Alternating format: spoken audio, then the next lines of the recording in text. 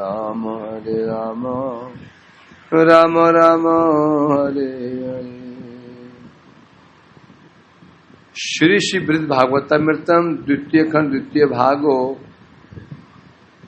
पंचम अध्याय। तो श्रवण कर रहे हैं हम लोग। बहुत बड़ा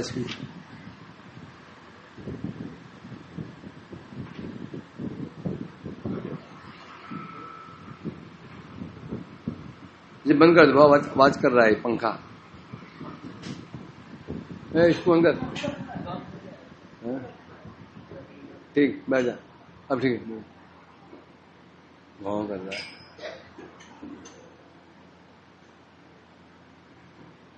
तो प्रसंग है द्वारका का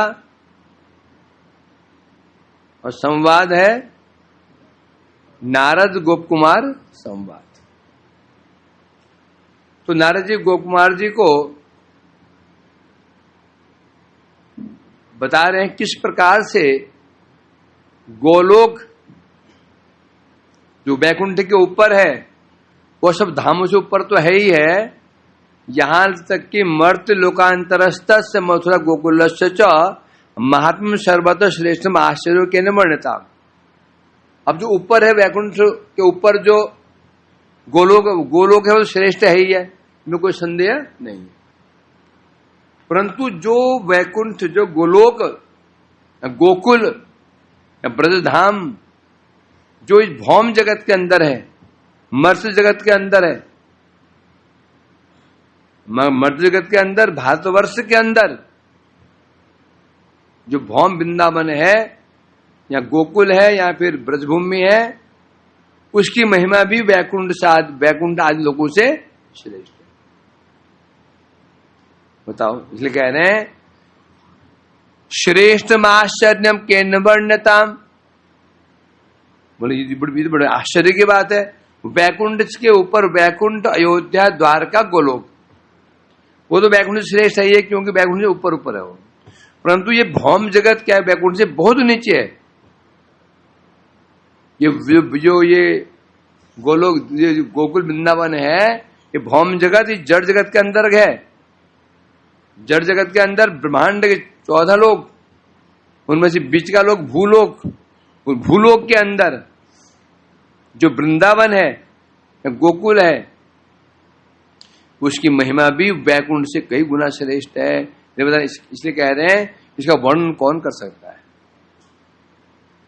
शृणु कंडुयत जीवा ममेयम चपला सखे रत्नमुद्घाटयाम्यद्य ऋत मंजुषार्पितम चिरात। नारद जी कह रहे हे मित्र, हे सखे गोप कुमार जी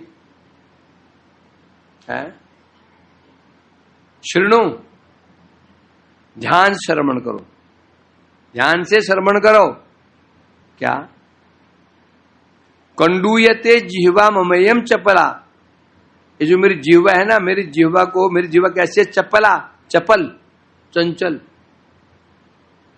चपला मतलब बहुत चंचल है ये।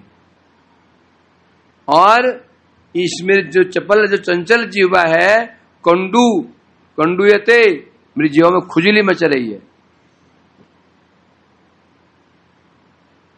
अर्थात जो खुली का मचती है तो कहना चाहती है।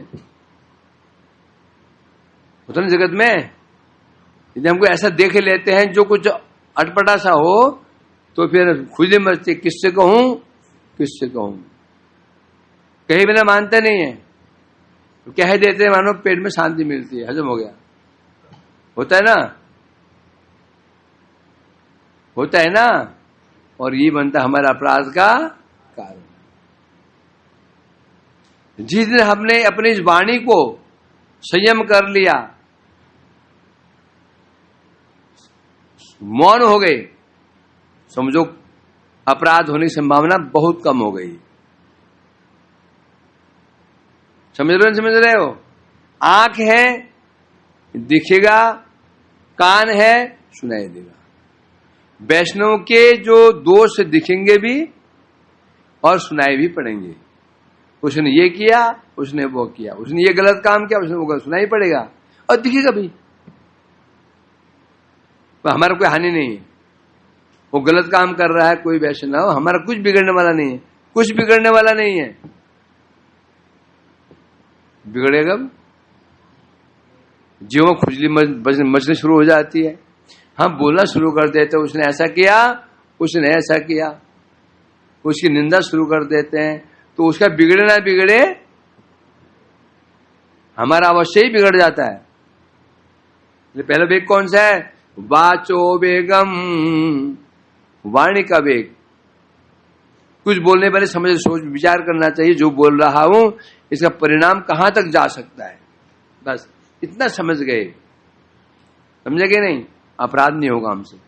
अब आंखें दिखेगा, हम सोचें कि जगत में जो है कोई भी व्यक्ति है वो बिल्कुल निर्दोष हो जाए, उनको दोष ही नहीं हो, वो नहीं होगा, वो संभव नहीं। हमारे जैसे बद्ध जीव में दोष तो रहेंगे ही, यहां तक कि अमर्त्य महापुरुष जगत में आते हैं, जगत के प्रभाव के कारण उनमें भी दोष दिखता है। यदि भी दोष उनमें नहीं होता, पर दिखता है जगत के प्रभाव से, है ना? दिखता है ना, तो क्या करेंगे? सावधान कर दिया गया है। दृष्टै स्वभाव जनितैव पुषस्य दोषै न प्राकृतत्वमि भक्त जन पश्येत्। कहा गया वैष्णव में दोष दिख जाए, शारीरिक दोष, स्वाभाविक दोष, उनकी निंदा मत करो। सारा खेल हमारी जीवा बिगाड़ देती है, खुजली मच जाती है। इसे दिखेगा और सुनाई पड़ेगा, चुप हो जाओ। क्यों बोला चुप क्यों हो जाए? बोले क्यों ना? अपराध हो सकता है। कैसे अपराध हो सकता है? बोले जब वो ऐसे गलत काम कर रहा है, अपराध कैसे हो सकता है? जब वैष्णव होकर के भक्ति विरुद्ध कार्य कर रहा है, तो वैष्णव कहाँ है वो? जो वैष्णव नहीं तो वैष्णव अपराध कैसे हो जाएगा?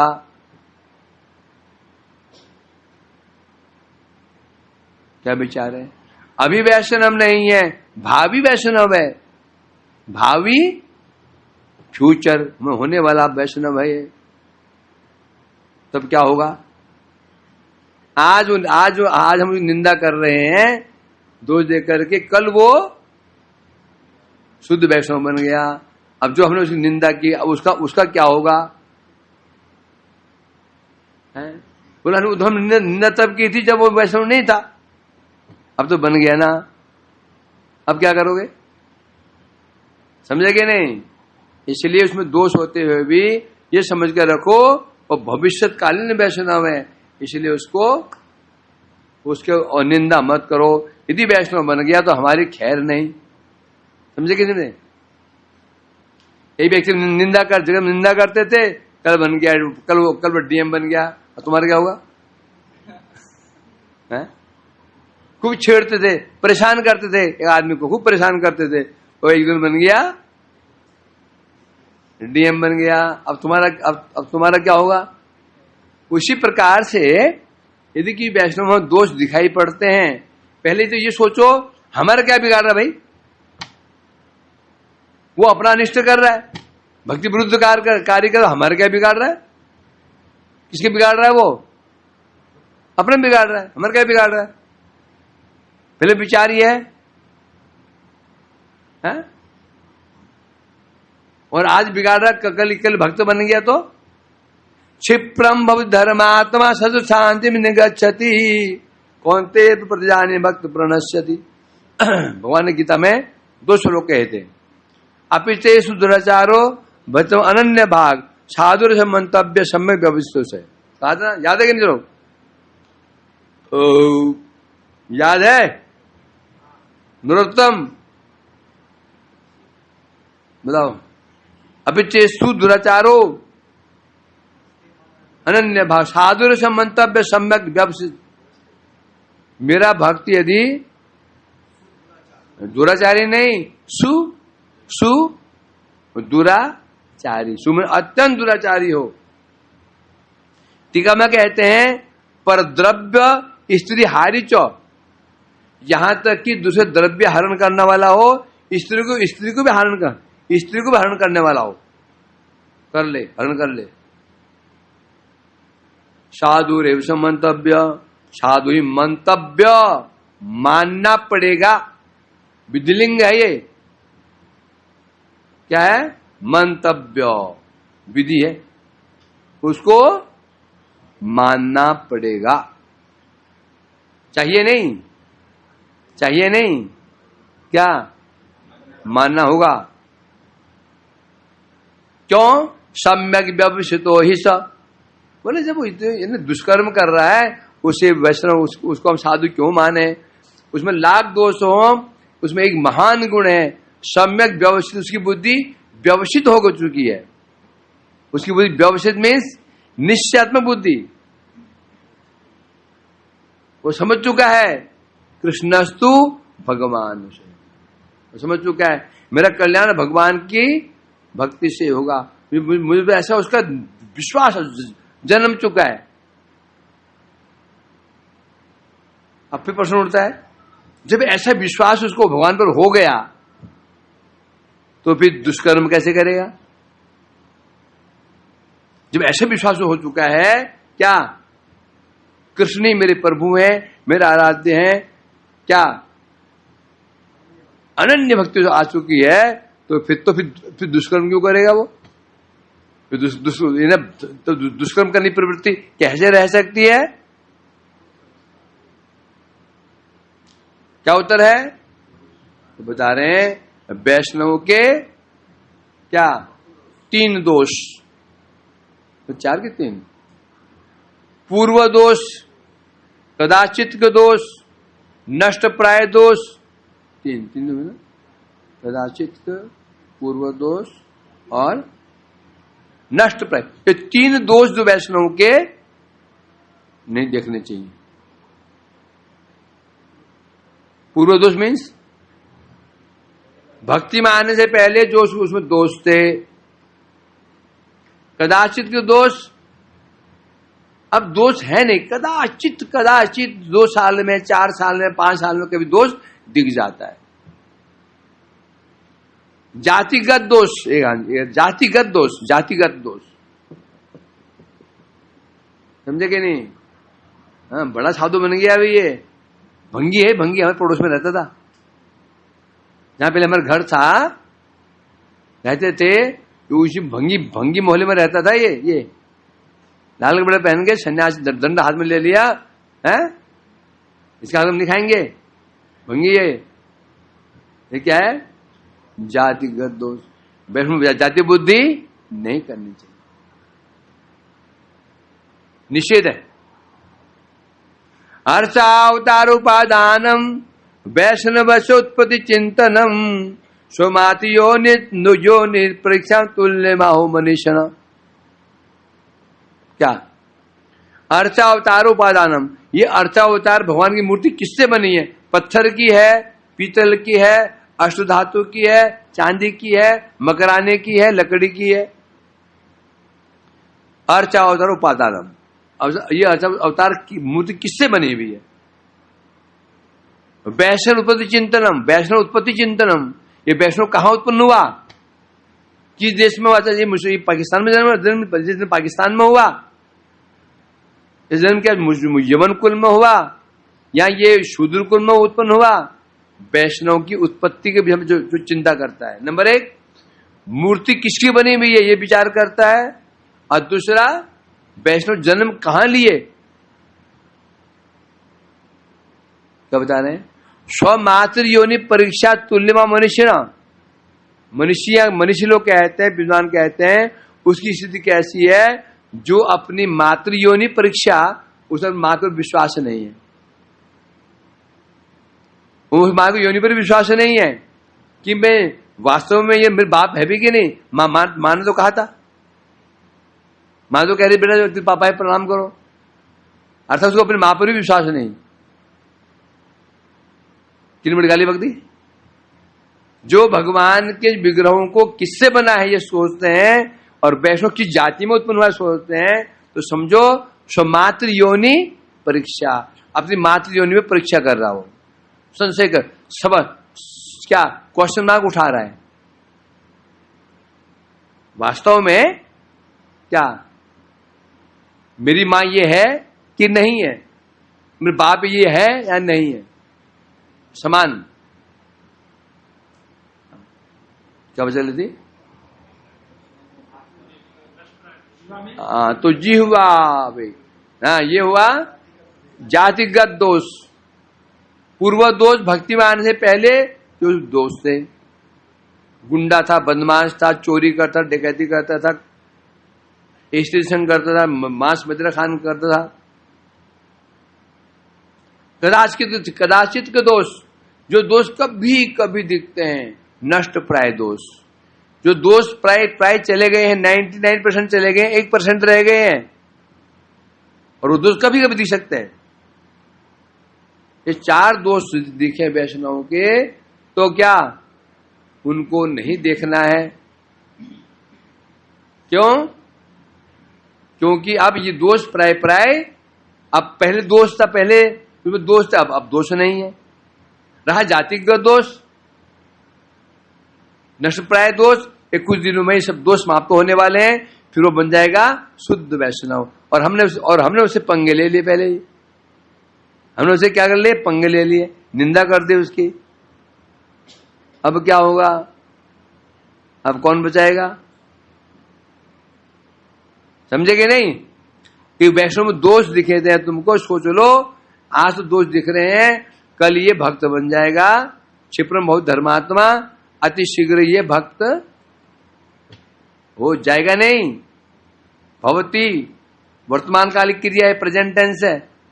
क्षिप्रम भवती, भविष्य नहीं कह रहे, क्षिप्रम भविष्यति, जल्दी भक्त हो जाएगा। भविष्यति कौन सा है? लिट लकार हिंदी में क्या कहते हैं इसको? हो जाएगा भविष्यत काल, अंग्रेजी में फ्यूचर नहीं, इसमें स्पष्ट है भवती, हो जाता है। क्षिप्रम भवती, तुरंत हो जाता है, हो जाएगा नहीं है?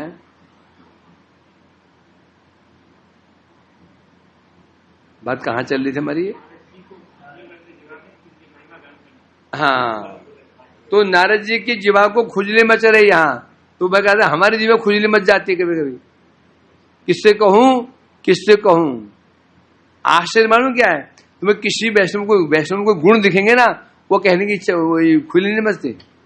एक वैष्णव बड़ा भजनशील है, 2-2:30 बजे उठकर भजन करता है, बड़ा निष्ठा नियम वाला है, बड़ा ही निष्ठा नियम वाला है, भजन करता है, अपना नियंत्रण है, ये किसी कहने की इच्छा नहीं होगी। और उसी वैष्णव में दुर्भाग्यवश तुमने को दोष देख लिया, आपकी जीवन में खुजली मचेगी। किससे कहूं?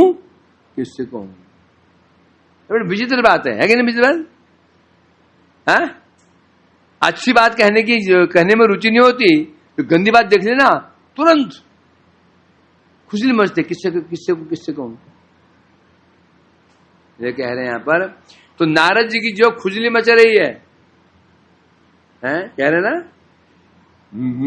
कंडुयते जिह्वा मम यम, ये मेरी जिह्वा चपला है, धृष्टा है, खुजली मच रही है। अर्थात खुजली कब मचती है? जब उस कहने की इच्छा होती है। अतः आद्य उद्घाटयामी हित मंजुषा, आज में, अद्य मने आज, अभी, जो मेरी हित मंजुषा, हित मतलब हृदय रूपी, मंजुषा मतलब क्या? पेटी का संपुट, पेटी का जिसमें रखते हैं ना कुछ चीज, पेटी। बाजार में जाते हो ना, अलंकार ले तो क्या तुम्हें छोटा सा डिब्बे मिलती है, डिब्बिया में, उसमें भी अंगूठी होता है या कुछ अलंकार, उसे कहते हैं मंजूषा, पेटी का। मेरे अपनी हृदय रूपी मंजूषा को मैं उद्घाटन कर रहा हूं, खोल रहा हूं। है क्या इसमें? रत्नम, अर्थात उस मंजूषा में जो अमूल्य रत्न है, उन रत्नों को मैं खोल रहा हूं, जिसे मैंने चिरात, चीर काल से छिपा रखा था। कहने चीर काल से मैंने जिस अपने हृदय मंजूषा में जिस रत्न को छिपा रखा था, आज उन रत्नों को मैं उद्घाटयामी, क्या करूंगा? उद्घाटन करूंगा, मतलब खोल दूंगा उसको। इसलिए तुम श्रवण करो। टीका में कह रहे हैं, हे गोकुमार, मैं अब तुम्हें गोकुल का जो महात्म्य है सुनाऊंगा। तुम श्रवण, क्या श्रवण करो? सावधानी पूर्वक और धैर्य पूर्वक। श्रवण करने में दो चीजें होती है, क्या? सावधानी और धैर्य, दोनों होना चाहिए। सावधानी नहीं हुई तो श्रवण नहीं कर। क्या कहा? ध्यान भटका, क्या कहा? हो गया। और धैर्य क्यों बोल रहे हैं? झट करके तत्व प्रकाशित नहीं हो जाता,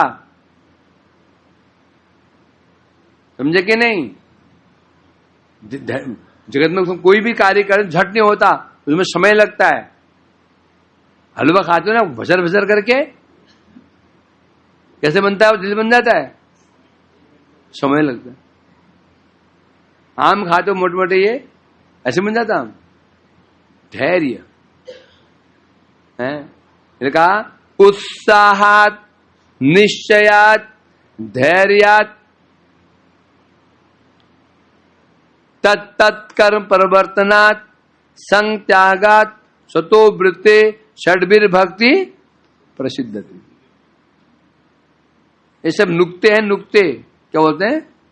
नुक्ते हैं, ये टेक्निकल पॉइंट करें, नुक्ते हैं। बड़े बड़े मंत्र काम नहीं आते हैं।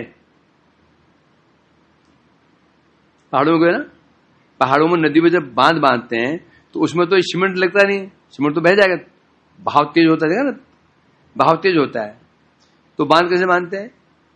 बिना सीमेंट के बड़े बड़े पत्थर रख देते हैं। उन पत्थर रखा, एक पत्थर रख दिया, बड़े पत्थर रखते हैं, और फिर पत्थर तो पत्थर गिर जाएंगे, प्रवाह तेज होता है, पानी पत्थर गिर जाएंगे। फिर क्या करते हैं? पत्थरों के बीच में छोटे पैकिंग देते हैं, छोटे छोटे पत्थर, वो पैक करते हैं उसको। अब वो पानी बांध बन जाता है। फिर वहां से उस पानी को लेकर के किनारे किनारे किनारे किनारे एक नाली बना के ले जाते हैं, वो चलती है पंचक्की। अब तो पंचक्कियां नहीं है, पहले पंचक्की क्या पहाड़ में है? तो गाँव में सी पंचक्की तुम दिखे हैं? आइले से ना, अब तो नहीं, अब तो नहीं, लाइट आ गया ना, तो पानी जाता है, पंचक्की होती है, चक्की होती है, बड़े बड़े उसके वो फट्टे से होते हैं, पानी उन फट्टों में गिरता है और फट्टे घूमते हैं। उसमें एक डंडा होता है, डंडा घूमता है, वो चक्की घूमती है, मुझे कहते हैं पन चक्की। रात में गए, गेहूं डाल के आ जाओ बस। वो कब 4-5 घंटे, बहुत टाइम लगता है ना, धीरे चलता हो, सुबह जाके ले आओ उसको। पंचक्की तो अब नदी आपके महत्व की बात क्या है? वो बड़े बड़े पत्थरों का महत्व नहीं है, वो गिर जाएंगे। महत्व किसका है? छोटे छोटे पैकिंग से है ना, उनका महत्व होता है। क्या समझे? तो क्यों 1000 बाहर को आया गया? हाँ, तो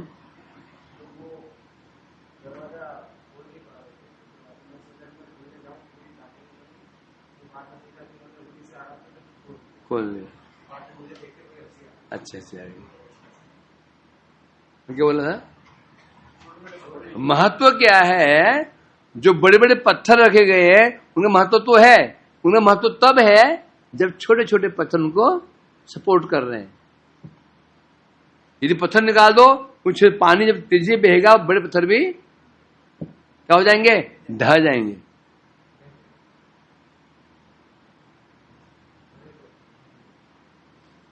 बड़ी बड़ी बड़ी बड़ी दीवारें बनती हैं पहाड़ों में, ना तो पनिशमेंट कहाँ होता था, मिट्टी होती थी, दीवारें में बैठते हैं, उनमें ऐसे पत्थर पैकिंग दे, अब पत्थर हिलेगा नहीं, गिरेगा नहीं। तो यहाँ मतलब क्या हुआ, इसे नुक्ताबाजी। तो भक्ति में बड़े बड़े नियम तो नियम है ही है, ये छोटे छोटे नुक्ते हैं ये। इसके बिना बड़े नियम क्या है, 16 माला करना, एकादशी करना,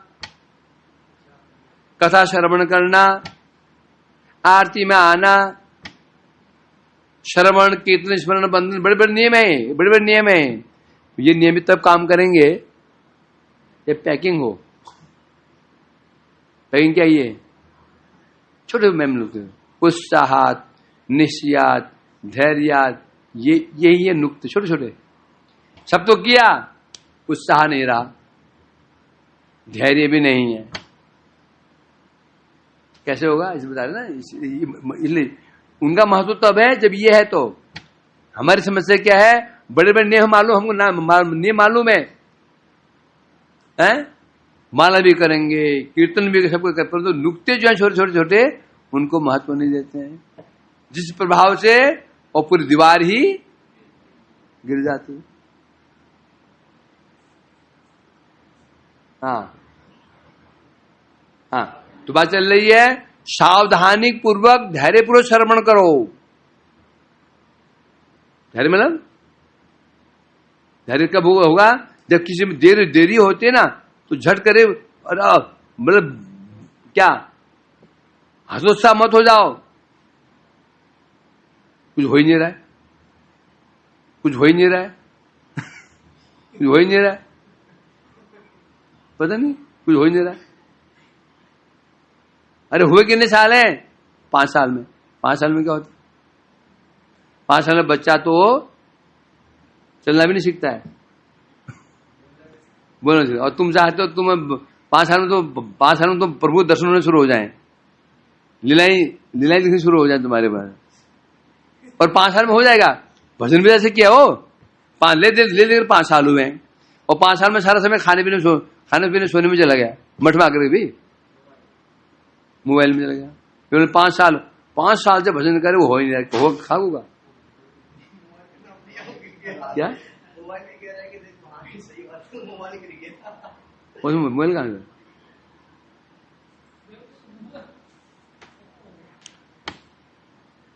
इसलिए कह रहे हैं सुनो। मानो गोपकुमार जी ने कहा, टूट गया, तो पहले टूटा था ये, तेरी बुद्धि नहीं कि मोबाइल कहां रखना चाहिए, तभी से नौकरी निकाल दे इसको। कहाँ रखा था, वो चार्ज के ऊपर ऐसे रखा था। सोचो क्या बुद्धि है, न वेट मोबाइल का है, वो सहन कर लेगा। हार्ड डिस्क छोटा है इसका, कंप्यूटर बड़ा है, हार्ड डिस्क छोटा सा।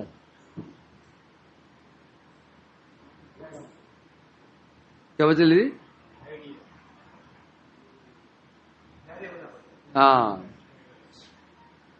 गोपकुमार जी ने कहा, नारद जी जब ये चीज गोपनीय है तो क्या क्यों रहे, जब आज तक आपने छिपा करके रखा है, तो हम किसी को छिपाते हैं, हम किसी चीज को छिपाते हैं, हम छिपाते किस चीज को हैं, बोलो ना, 2 चीज को, एक अपने पाप को, एक अमूल्य वस्तु को। छिपाते हैं पाप को, छिपा देते हैं, और अमूल्य वस्तु छिपाते हैं, और दोनों छिपी छिपी नहीं रहती है। पाप भी छिपता नहीं, वो कभी न कभी प्रकट हो जाता है। पाप कर्म छिपता नहीं, वो कभी न कभी कैसे प्रकट हो जाता हो। अमूल्य वस्तु भी छिपा के ना रखो उसको, कभी न कभी प्रकाश हो जाती है। इसलिए कह रहे हैं यहां पर, तो वहां तो बताओ, आप स्वयं कह रहे हैं, चिरकाल से मेरे हृदय में रूपी मंजूषा में ये रत्न रखे हैं मैंने, रखे तो अब क्यों खोल रहे हैं इसको, क्यों वर्णन करने जा रहे हैं? तो कह रहे क्या करूं, कंडू एते जिह्वा, मैं जिह्वा पर खुजली मच रही है, क्या करूं? खुजली मचे, फिर मेरा बस इस पर नहीं है। हाँ, क्या बता रहे हैं? अर्थात ये कैसी है? चपला। चपला माने चंचल, धृष्ट। धृष्ट माने उदंड। मेरी जीवा कैसी? उदंड जीवा है। उदंड उसे कहते हैं उद्दंड, दंड से ऊपर। दंड, दंड ना माने, शासन ना माने। शब्द क्या है? उत उत उत दंड, दंड से ऊपर हो गया। तो मैं दंड को भी स्वीकार नहीं करता, मुझको डर भाई नहीं है। दंड माने शासन, शासन, शासन को नहीं मानता, उसको उद्दंड। मेरी जीवा कैसी है? धृष्टा, उद्दंड हो चुकी है। अर्थ उदंड मतलब होता है क्या? अर्थात उदंड उसे कहते हैं जो अनुचित कर्म करने पीछे नहीं हटता। उदंड किसे कहते हैं? दंड मतलब उदंड किसे कहते हैं? दंड से बाहर हो गया, मतलब शासन से बाहर चला गया। डर भाई खत्म, कुछ भी बोल देगा, डर ही नहीं। शास्त्र क्या बोल रहे हैं, गुरुवर्ग क्या बोल रहे हैं, कोई डर नहीं उसको, कोई डर नहीं उसको। ना अपराध का डर, ना पाप का डर, ना गुरु का डर, ना वैष्णव को डर ही नहीं। जो आया बोल दिया। मुझे कहते हैं उद्दंड, उद्दंड है। तो कह रहे हैं यहां पर मेरी जीवा इतनी धृष्ट हो गई है, इसको थोड़ी लज्जा भी नहीं आ रही है। जिसे मैंने इतने समय से छिपा करके रखा है हृदय में, और मेरी जीवा उसको बोलने जा रही है। अर्थात चपल है, चपल है ना। अर्थात इसको लज्जा भी नहीं आ रही है, मन नारद जी का। परंतु यहाँ किंतु तथ्य क्या? तथ्य यह है वास्तव में नारद की जीवा गोकुल महाकीर्तन करने की लालच हो रही। वास्तव में उनकी जीवा उदंड नहीं है। नारद जीवा तो हमारे उदंड है। ऐसे महापुरुष कौन होते हैं? क्या होते हैं? जीवा बेगम शासन, जो जीवा के बेग को दबा लेते हैं, वो हमारे उदंड जीवा है, कुछ बोल देते हैं। ऐसे महापुरुष कैसे होते हैं? 6 बेग को दमन कर चुके होते हैं। जीवा वेग है, वासु वेग, जीवा वेग, उदर पर जो 6 बेग है उनमें जीवा वेग है, इसको क्या करते हैं? बस में कर लेते हैं। उनकी जीवा वही बोलेगी जो वो बुलवाएंगे, उन नेत्र वही देखेंगे जो दिखवाएंगे, कान वही सुनेंगे जो सुनवाएंगे। समझे? इसे कहते हैं मुक्त पुरुष। बद्धजीव क्या है? हम वही देखेंगे जो आंख दिखाएगी हम वही सुनेंगे जो कान सुनवाएंगे, है कि नहीं? हम कैसे हैं? जो आंख दिखाएगी, इच्छा नहीं देखने की, ना नहीं देखना नहीं चाहिए, गलत है, ये भक्ति विरुद्ध, ये दूरी से भक्ति विरुद्ध है, नहीं देखना चाहिए। मन कह रहा है नहीं दिखना नहीं चाहिए, आंख क्या बोल रही? देख ले, आंख दिखा देगी। तो हम क्या है? बद्धजीव क्या है? क्या है? गोदास। और महापुरुष गोस्वामी। गोदास, गोस्वामी। गो माने इंद्रिय, दास। बद्धजीव गोदास में नाम इंद्रियों के अधीन है। इंद्रिय जैसी करेंगी वो वैसे करेगा। और वैसे महापुरुष गोदास, गो स्वामी। गो माने इंद्रिय, इंद्रियों के स्वामी है। इंद्रियां वही करेंगी जो ये चाहेंगे। तो नारद जी की जीवा कोई लंपट नहीं है, उदंड नहीं है। वास्तव में नारद की जीवा क्या हो रहा है? गोकुल की जो महिमा है उसको कीर्तन करने के लिए लालायित हो रही है, उदंडता नहीं है। बल्कि क्या है ये?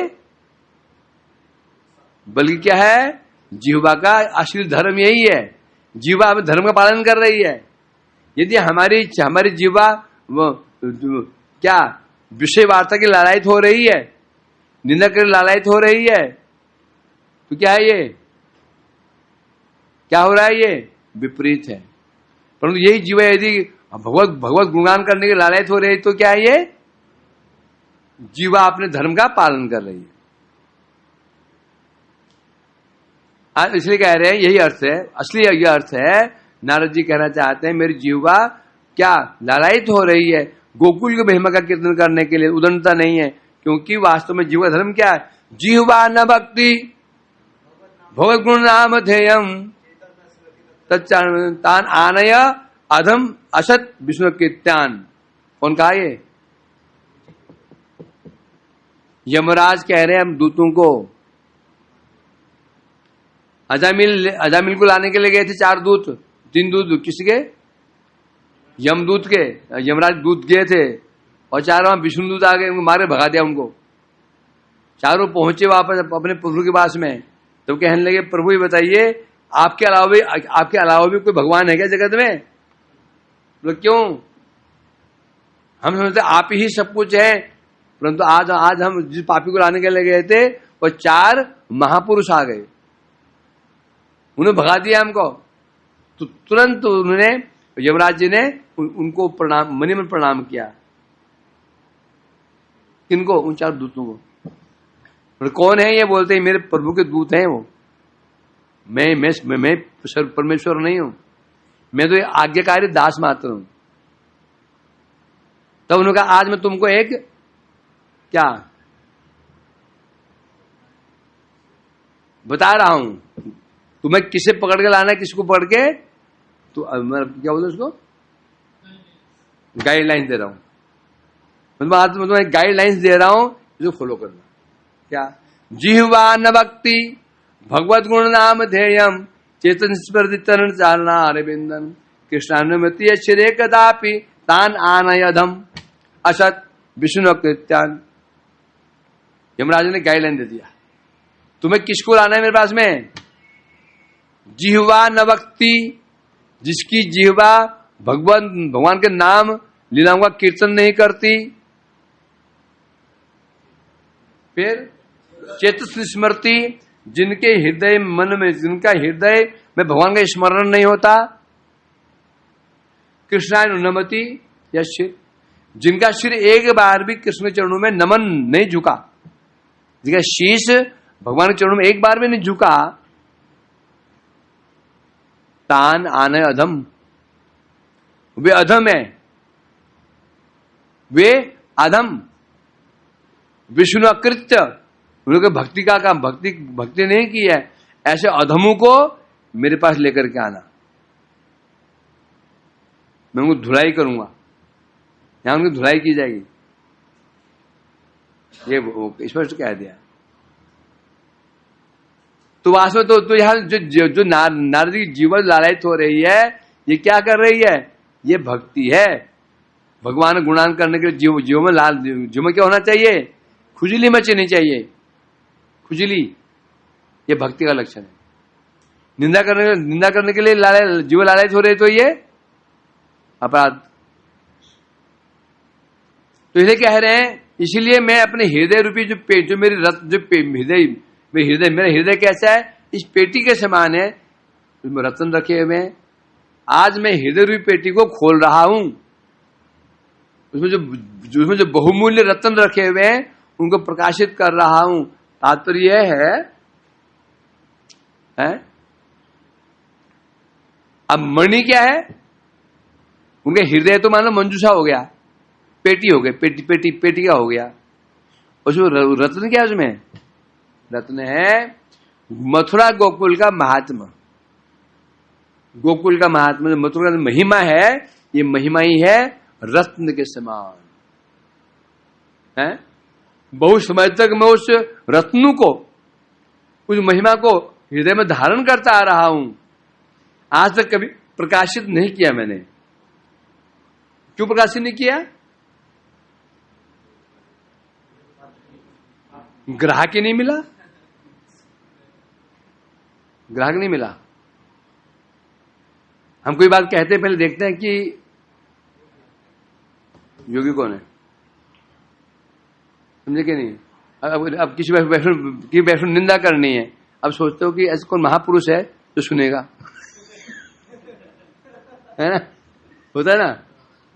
हाँ, ये व्यक्ति बड़े चाव से सुनता है और उसमें 2-4 मिर्च मसाला और लगा देता है।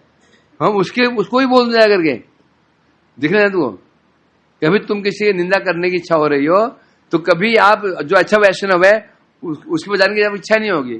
आप देखते हो ये जो है बंदा जो है ना बड़े बड़े बड़े फुर्सत से सुनता है, निंदा को बड़ी फुर्सत से ध्यान से सुनता है, आपको समझ देता है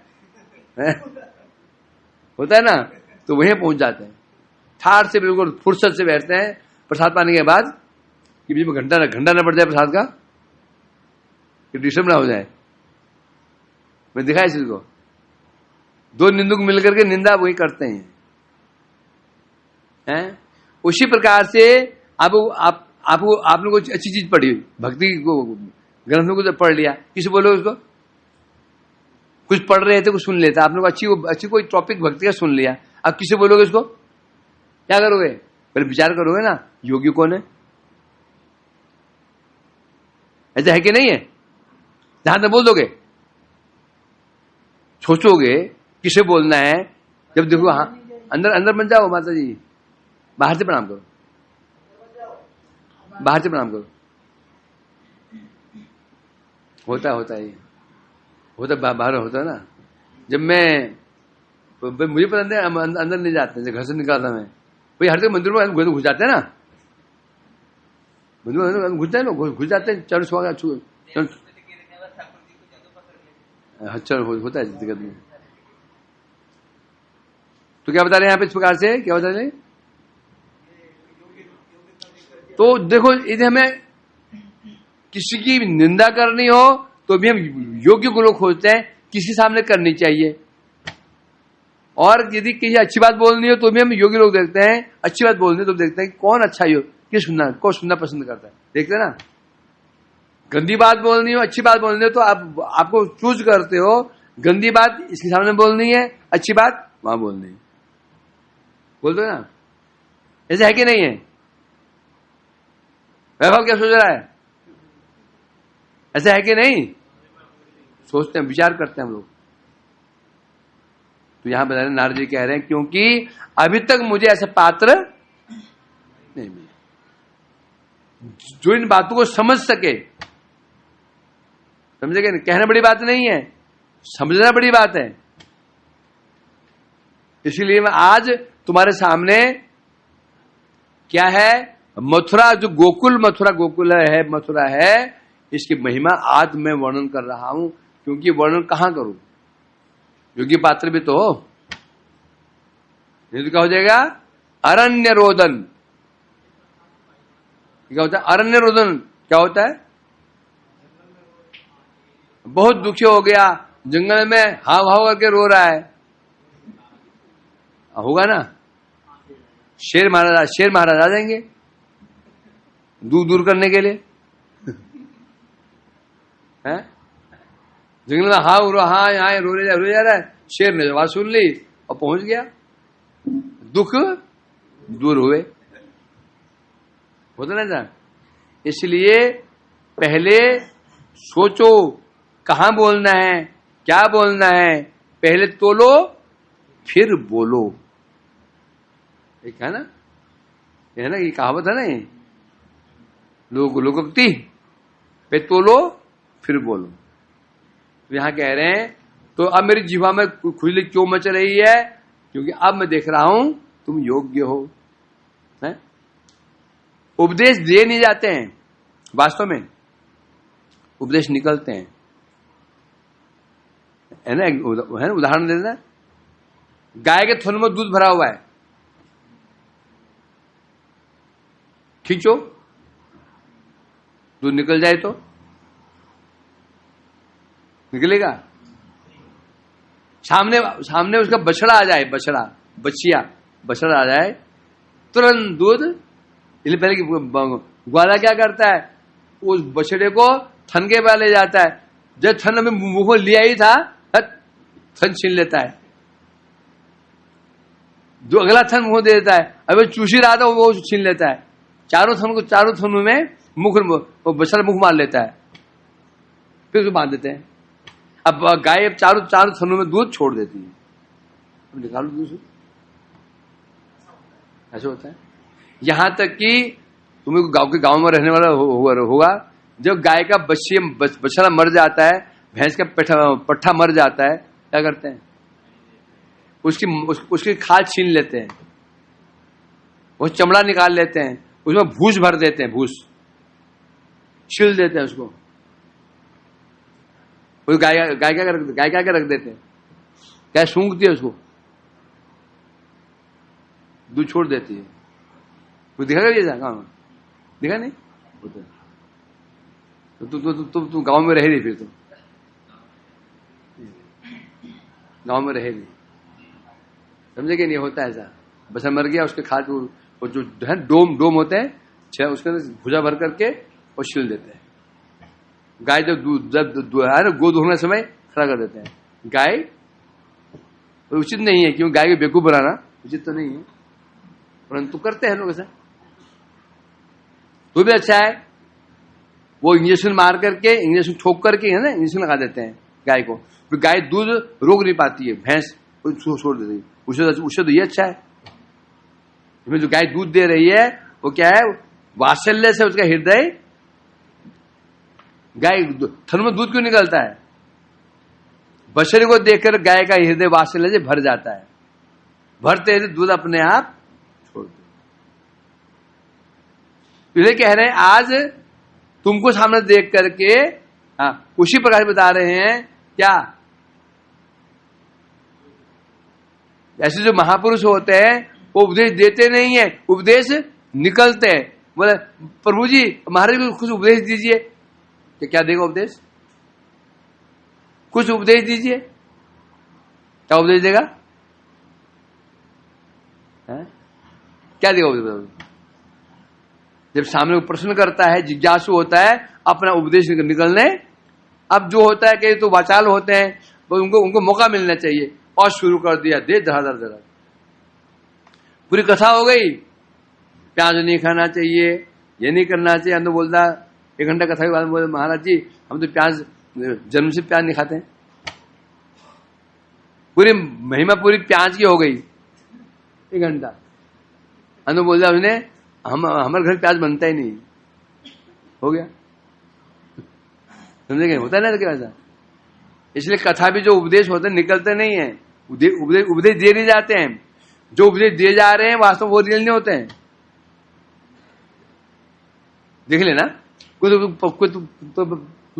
पास में आता है, मतलब कोई उपदेश दीजिए, अब तो उपदेश दोगे, ये अलग होता है।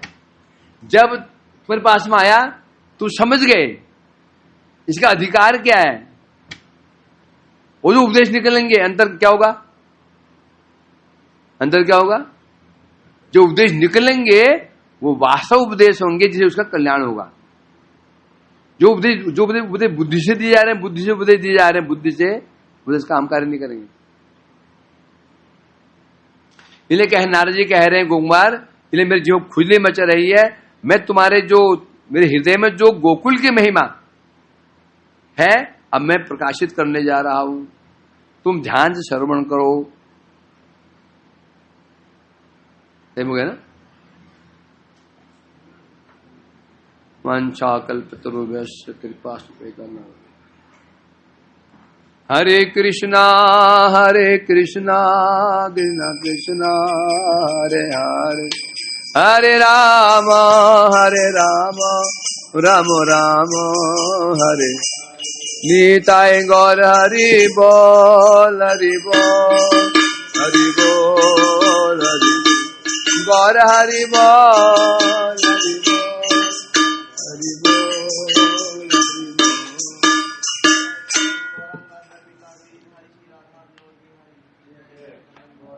श्री